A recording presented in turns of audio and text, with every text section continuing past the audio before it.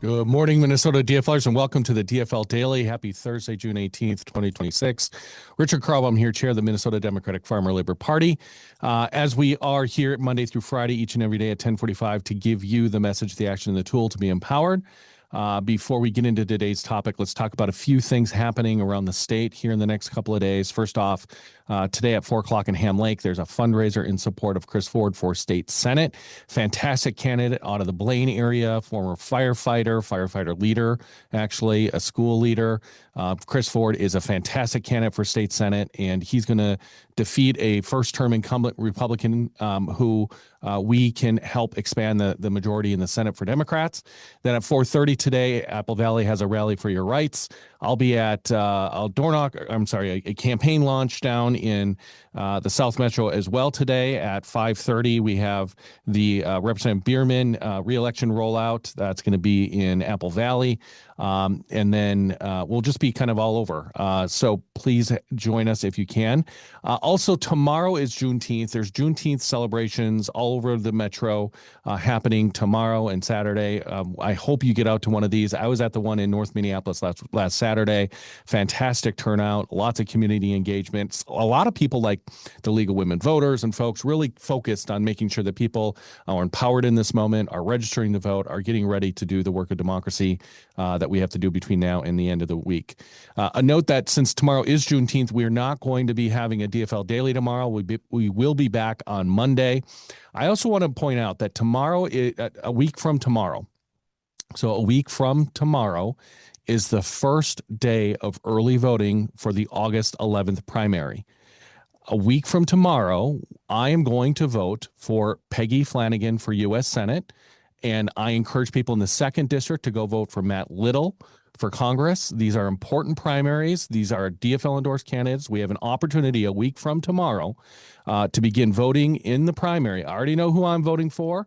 There are a couple other folks on that primary ballot that I'm going to make sure that we support, and I hope you do as well. So mark that on your calendars. A week from tomorrow, we go start voting in the August 11th primary. As I mentioned, there are a couple of events coming up for Rondo Days. We have a special guest. We're going to talk about some of them real quickly. The DFL will be at the Rondo Juneteenth celebration tomorrow, Friday, from noon to 5 in St. Paul. Brooklyn Park, the Juneteenth celebration on Saturday from 1 to 4.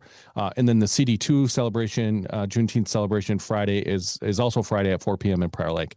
You can find all of these events and more at dfl.org/events. I have GOTV for the primary on my brain, as you can get. All right, get out, celebrate, and bring some new people to these Juneteenth events and these community-based events. All right, we do this show every day because we want to keep you informed, keep you energized, and keep us all moving in the same direction.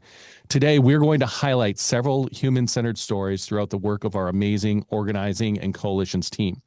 To do that, I've got John Bartee here on the call. Welcome, John, to the call to join me in conversation and to recap some of the recent events and some of the events coming up. So, John, are you with us? Welcome to the call.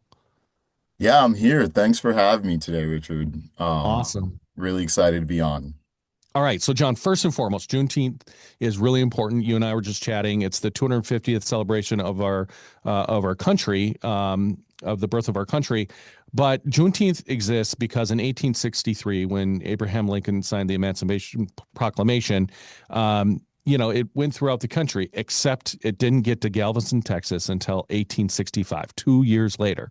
Yeah. On Saturday last week, Senator Bobby Joe Champion said some people were doing some things to keep Galveston, Texas from learning about this Emancipation Proclamation. Tell us about why Juneteenth is so important and why we should be really emphasizing community participation in these local events.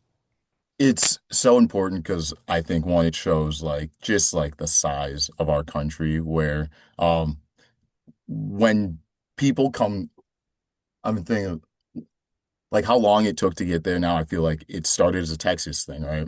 And then just like it took long to get to Texas, it slowly spread from Texas as a celebration to the rest of the country of this is what we can do when we keep making progress. Because, the proclamation wasn't the whole thing. People had to keep working. Soldiers had to keep working until we made sure that everyone was free. So I think just celebrating that like work is perpetual, I think for me is part of it. And then also just like the freedom of the promises of this nation. So I'm super excited to be out. Last weekend was the Minneapolis Juneteenth, where you came and hung out with us for a few hours. It was a lot of fun. I think you felt the energy of just being in community, getting to hear people's stories, why they're working, and why they think we can do better. Yeah, I love hearing it. So it was great to be out, and I'm really excited to be out again this weekend at the Rondo. We're also going to go street canvas Soul South Side down on East Lake Street in Minneapolis. And then on Saturday, we'll be at Brooklyn Park Juneteenth. I might try to get out to Vadnais Heights. Then I believe Egan, Edina, Eden Prairie, all of these places are also having their Juneteenth celebrations this weekend. So you can't get to one where we're at. Go to your own, talk to your neighbors, see what makes them feel, excited about going into this election season. Absolutely. John, one of the things that I know that you've heard and I've heard repeatedly is that the DFL often shows up in community way too late. We show up weeks before Election Day expecting the vote rather than earning the vote. And so part of our earlier than ever organizing, and I talk about this all the time, right? Boots on the ground organizers a year ago. Well, we are also investing in organizing in our key constituency communities earlier than ever before. I am so appreciative of the leadership you're providing the DFL and the presence you're providing the DFL in doing that work. So let's zoom out. Juneteenth this weekend is important, but also let's zoom out and talk about more broadly what it draws you to this organizing work and what keeps you motivated to do this work each and every day. That's a great question. So, what first drew me in was just like the feeling of injustice in our cannabis prohibition laws. That's what first hooked me was like policy, but then it was people that kept me there. Getting to hear all the perspectives from the people who, it's like we agree, but like within that agreement, there's like all of this tension, and I found myself really into that tension and working through it and still trying to make progress. So that's really what kept me coming back. And really, once you start seeing it, it's hard to stop finding the motivation in what we can make better in this state. And right now, it's really the opportunity to get back to full control of the government, having a new DFL governor, a DFL Senate that can pass the things they want to pass, and a House that can supplement that Senate and pass the things they want to pass. Like, I know our state is looking for protection, it's looking to come together, and just the opportunity to do that is really what's motivating me right now. One of the things that like I started my job as a community organizer 22 years ago. And one of the things that I learned very quickly is that it's the real people you meet out in community that stick with you. It's the mother who's working two jobs and trying to figure out how to get literally her kid from school to Cub Scouts to the next thing, right? To probably bedtime and whatnot. Talk to me about who's one person's story that you've recently met that has really stuck with you and why. Yeah, there's someone I actually met down at the convention. He was one of the workers in the building. I could see how interested he was. He was like doing his thing, but he was clearly listening. So I went up over and talked to him. His name's Cliff. He lives down in Rochester now, but he's originally from Chicago. He came up here to get surgery right when the Trump administration came in. They cut his Medicaid, they cut his food assistance, and he had to find a job because he's what's it called limited income, like his income Mhm. is the same thing every year. So he had to go find this job stuck in Rochester, and like the whole time he's just like, yeah, I'm just gonna work through it. I'm just gonna work through it. Like there's this going on, there's this going on, I'm just gonna work through it. And I was like, Cliff, like first of all, you're amazing. For just like doing the American thing, just being like, okay, what do I got to do to get this done? And second of all, I really got to talk to him about why those things happened wasn't incidental. Because he Mm. was telling me I don't really get into voting anymore. I used to do it back in Illinois. And I'm like, well, like everything that happened is part of like this system, like the things we're talking about, like elections having consequences. I think you were someone who got to really see that. And now the reason we're here filling up this building, like filling up your work building, picking these great candidates is because we don't only want to reverse the things that happened to you, but we want to get a better future going. So getting to have that conversation with him, and it's been ongoing. He called me, what was that, Friday? And we're just going to keep talking and talking because I think his story is the exact reason of why I'm here. There's our elders who are out there trying to, do their best and are just getting screwed over by people who don't care about them. So Wow. yeah, that story is one that's sticking with me and really pushing me right now. Wow, that's fantastic. Thank you for sharing that. Obviously you're in community and you're hearing from people. What are some of the top challenges? What are the issues that are bubbling up that you feel like Democrats need to address Yeah. head on this election?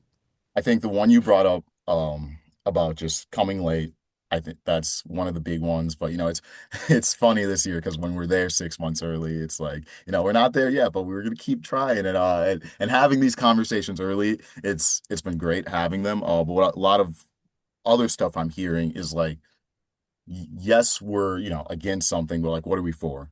Like, Hmm. what are we doing for communities? What is the vision? And that's when I kind of can lean on our House reps, our senators here, and it's like, look at the bills that we tried passing that couldn't go through. Like that's what we're for.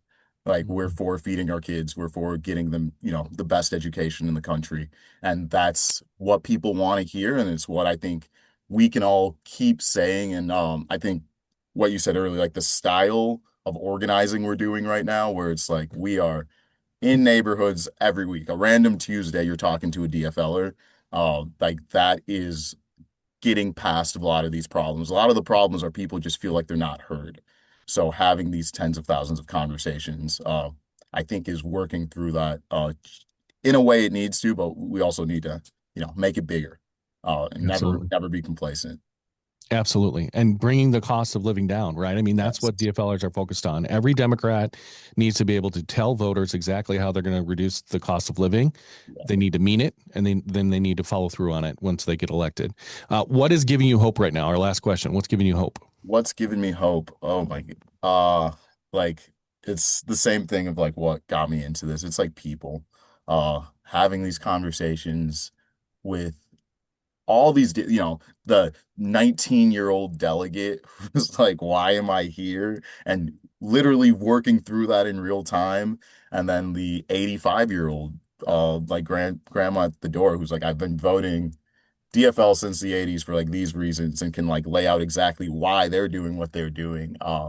That always gives me hope. People will never give up on one another, and it like drives me to not give up on the work we're doing. All right. Thank you so much, John. I appreciate you being here today. We're going to give folks the call to action. So we want you to sign up for one of the links that we dropped in the chat. We dropped all of the Juneteenth mobilized links in the chat. You can go hang out with John and the team at one of these Juneteenth celebrations. Also, make sure that you're following Project True North and sharing that content. Share it with your social media platforms and also people in your own community. And then lastly, be ready to go vote a week from tomorrow for our endorsed candidates in the August 11th primary. Early voting starts a week from tomorrow. Those are your calls to action. We are wishing everyone a meaningful Juneteenth. There will not be a DFL Daily call tomorrow. We'll be back with you Monday morning at 10:45. We've got 139 days until the midterm election, November 3rd, 2026. Let's go win this thing. Thanks, everybody.